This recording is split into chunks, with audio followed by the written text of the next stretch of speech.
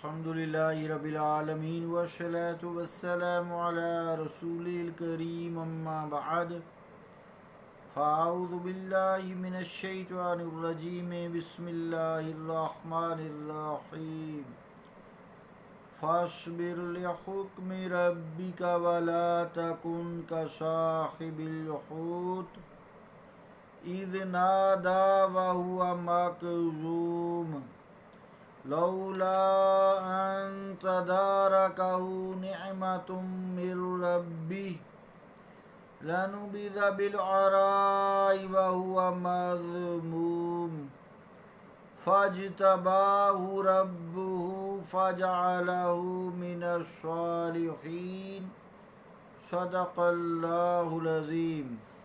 واجب الاحترام سامعین، السلام علیکم ورحمۃ اللہ وبرکاتہ۔ سورہ القلم کی 48 سے لے کے 50 نمبر آیات تک تلاوت کرنے کی سعادت حاصل ہوئی ہے۔ ان آیات کا ترجمہ یوں ہے: پس انتظار فرمائیے اپنے رب کے حکم کا اور نہ ہو جائیے مچھلی والے کی مانند جب اس نے پکارا اور وہ غم و اندوہ سے بھرا ہوا تھا۔ اگر اس کی چارہ سازی نہ کرتا اس کے رب کا لطف تو ڈال دیا جاتا اسے چٹیل میدان میں، دراں حالے کہ اس کی مذمت کی جاتی۔ پھر چن لیا اس کو اس کے رب نے اور بنا دیا اس کو اپنے نیک بندوں سے۔ اللہ کا قول سچا ہے جو بڑی ہی عظمت والا ہے۔ عزیزان گرامی قدر، ان آیات میں حضرت یونس علیہ السلام کے واقعہ کا تذکرہ ہے۔ تو آپ اہل نینوا کی طرف نبی بنا کر بھیجے گئے تھے۔ آپ نے انہیں بہت سمجھایا، لیکن اہل نینوا کی ہٹ دھرمی بڑھتی گئی۔ عرصہ دراز تک جب تبلیغ و ارشاد کا ان پر کوئی اثر نہ ہوا تو آپ بظاہر ان سے مایوس سے ہو گئے، اس لیے کہ یہ اللہ رب العالمین کو نہیں مانتے، توحید کو نہیں مانتے اور اس کے احکام پر عمل پیرا نہیں ہوتے۔ آپ کا دل غصہ سے بھر گیا۔ آپ اذن الہی کے بغیر وہاں سے پھر ہجرت کر گئے۔ راستہ میں دریا پڑتا تھا، کشتی میں سوار ہوتے ہیں۔ جب کشتی دریا کے سینٹر میں پہنچتی ہے تو ہچکولے کھانے لگتی ہے۔ ملاحوں نے اب سوچا اپنے خیال کے مطابق کہ کشتی میں ضرور کوئی ایسا آدمی ہے جو اپنے مالک سے بھاگ کر آیا ہے اور اس کی نحوست کی وجہ سے کشتی اب ہچکولے کھا رہی ہے، ڈوبنے کو ہے۔ جب آپ نے یہ سنا تو اٹھ کھڑے ہوئے اور اعتراف کیا کہ میں ہی وہ ہوں۔ چنانچہ آپ کو دریا میں پھینک دیا گیا۔ ایک روایت یوں بھی آتی ہے کہ کشتی میں سواریاں زیادہ تھیں۔ جب کشتی ڈولنے لگی تو باقی سواریوں کے بچانے کے لیے ایک آدمی کو دریا میں پھینکنا ضروری ہو گیا۔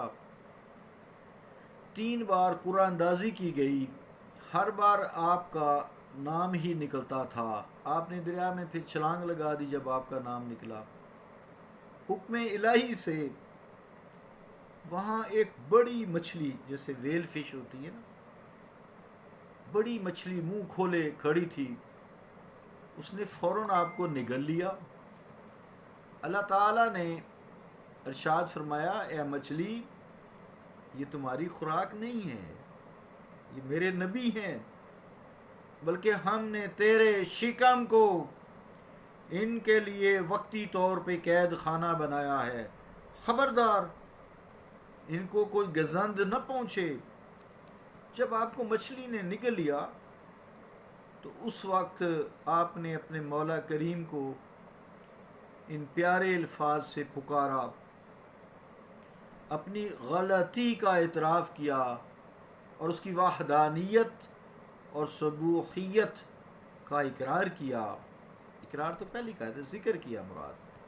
اللہ تعالیٰ نے آپ کی التجا قبول کی، مچھلی نے کنارے پر آ کر آپ کو اگل دیا۔ یہ دعائیہ کلمات بارگاہ الہی میں اتنے مقبول ہوئے کہ فرمایا کہ ہم اہل ایمان کو غم و اندوہ کے اندھیروں سے یوں ہی نجات دیتے ہیں۔ تفسیر ابن کثیر زیر آیت ھذا جلد 3 پیج 191292۔ امام احمد، ترمذی اور دیگر محدثین سے منقول ہے کہ حضور کریم علیہ الصلاۃ والسلام نے فرمایا، دعوت ذی النون اذا دعا ربہ وہو فی بطن الحوت لا الہ الا انت سبحانک انی کنت من الظالمین لم یدع بها رجل مسلم فی شیء الا استجاب لہ۔ مشکات المصابیح باب ثواب التسبیح و تحمید، پیج 200، مطبوعہ قدیم کتب خانہ کراچی۔ حدیث پاک کا مطلب کیا ہے کہ یعنی حضرت ذنون یعنی حضرت یونس علیہ السلام کی وہ دعا جو مچھلی کے شکم میں انہوں نے کی تھی، جو مسلمان مشکل میں اللہ تعالیٰ سے ان الفاظ کے ساتھ دعا کرے گا، اللہ تعالیٰ اس کی دعا کو قبول فرمائے گا۔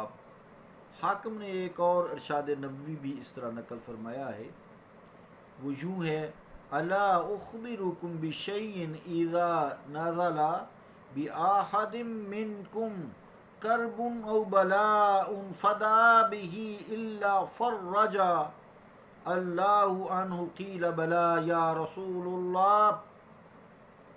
تفسیر مظہری جلد 6 پیج 234، مستدرک للحاکم کتاب الدعاء جلد 1 صفحہ 685، رقم الحدیث 1864۔ ترجمہ کیا حدیث پاکہ کہ حضور علیہ الصلوۃ والسلام نے اپنے اصحابہ سے پوچھا، کیا میں تمہیں ایک ایسی چیز نہ بتاؤں کہ جب تمہیں کوئی غم اور مصیبت لاحق ہو اور تم مجھ سے بارگاہ الہی میں التجا کرو تو اللہ تعالیٰ تمہاری مشکل آسان فرما دے۔ صحابہ نے عرض کی، ہے اللہ کے رسول صلی اللہ علیہ وسلم ضرور ارشاد فرمائیے۔ تو حضور علیہ الصلوۃ والسلام نے یہی دعا ارشاد فرمائی، لا الہ الا انت سبحانک انی کنت من الظالمین۔ عزیزان گرامی قدر، حضرت شاہ عبدالعزیز نے اپنے والد بزرگوار حضرت شاہ ولی اللہ محدث دہلوی رحمۃ اللہ علیہما سے قضائے حاجات کے لیے نفل پڑھنا بیان فرمایا ہے۔ یہ آپ کے فائدہ کے لیے بھی ہے، میرے فائدہ کے لیے بھی ہے۔ سماعت فرمائے، کبھی زندگی میں مشکل آ جائے تو آپ کر سکتے ہیں۔ وہ فرماتے ہیں، مجھ کو میرے والد مرشد نے اجازت فرمائی کہ انسان حاجات مشکلہ کے برانے کے واسطے 4 رکعت پڑھے۔ پہلی رکعت میں سورہ فاتحہ کے بعد لا الہ الا انت سبحانک انی کنت من الظالمین، فاستجبنا له ونجیناہ من الغم وکذالک ننجی المؤمنین کو 100 بار پڑھے۔ پھر دوسری رکعت میں سورہ فاتحہ کے بعد ربی انی مسنی الضر وانت ارحم الراحمین 100 بار پڑھے۔ تیسری رکعت میں فاتحہ کے بعد وَأُفَوِّضُ أَمْرِي إِلَى اللَّهِ وَأُفَوِّضُ أَمْرِي إِلَى اللَّهِ إِنَّ اللَّهَ بَصِيرٌ بِالْعِبَادِ، یہ سب کو آتی بھی ہیں، آیات ہیں۔ وَأُفَوِّضُ أَمْرِي إِلَى اللَّهِ إِنَّ اللَّهَ بَصِيرٌ بِالْعِبَادِ، 100 بار یہ، یعنی 100 بار چاروں آیتیں یہ۔ چوتھی رکعت میں بعد فاتحہ کے قالوا حسبنا اللہ ونعم الوکیل، یہ بھی 100 بار، 400 مرتبہ ہوگی چاروں رکعتوں میں یہ ہوئی۔